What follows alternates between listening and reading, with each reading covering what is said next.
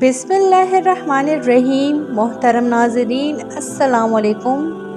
दरूद पाक अल्लाह ताला के महबूब नबी हज़रत मोहम्मद सल्लल्लाहु अलैहि वसल्लम पर भेजा जाने वाला वो अजीम तोहफ़ा है जिसकी फ़जीलत कुरान और हदीस में बेशुमार मरतबा बयान हुई है।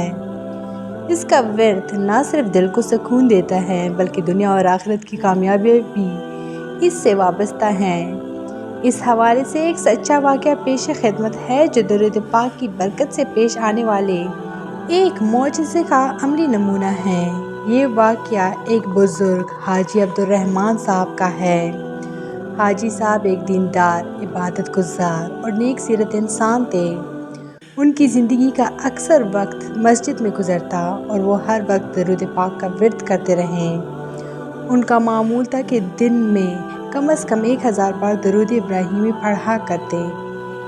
एक दिन हाजी साहब की बेटी शदीद बीमार हो गई। डॉक्टरों ने तशख़ीस की कि उसे कैंसर है और वो आखिरी स्टेज पर है।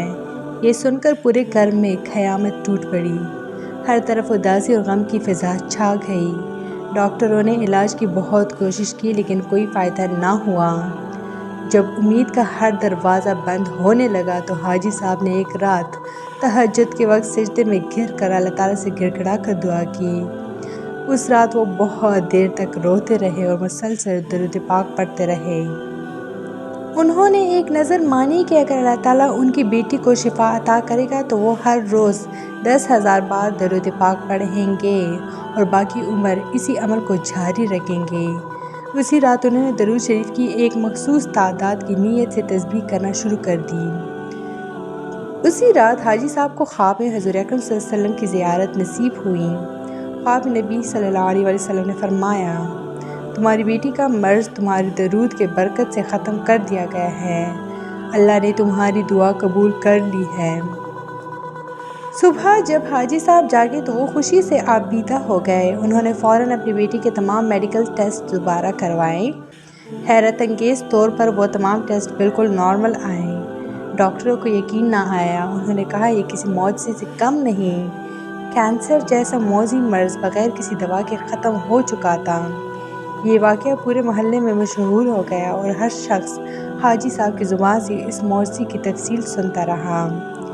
ये वाक़या सिर्फ़ एक मिसाल है दरूद पाक की बरकत की और माँ कराम फरमाते हैं कि दरूद पाक ना सिर्फ दुआओं की कबूलियत का ज़रिया है बल्कि ये मुसीबतों को टालने, बीमारियों से निजात दिलाने और दिलों को नूर से भरने वाला अमल है। हज़रत अब्दुल्ला बिन मसूद रज़ियल्लाहु तआला अन्हु से रिवायत है कि रसूलुल्लाह सल्लल्लाहु अलैहि वसल्लम ने फरमाया, क़यामत के दिन लोगों में सबसे ज़्यादा मेरे करीब वो शख्स होगा जो मुझ पर सबसे ज़्यादा दरूद भेजता होगा।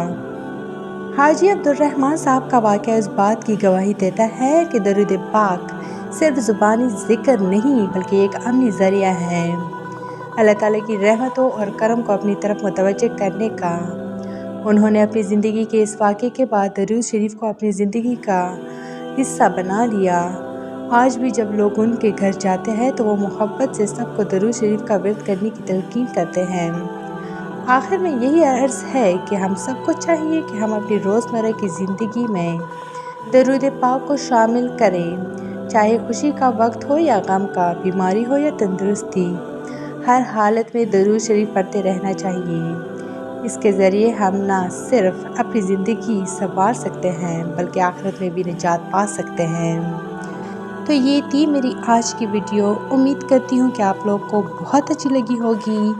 मज़ीद इस तरह के इस्लामी वीडियोस के लिए मेरे चैनल को लाइक, शेयर और सब्सक्राइब ज़रूर करें। Stay tuned for more. Thanks for watching.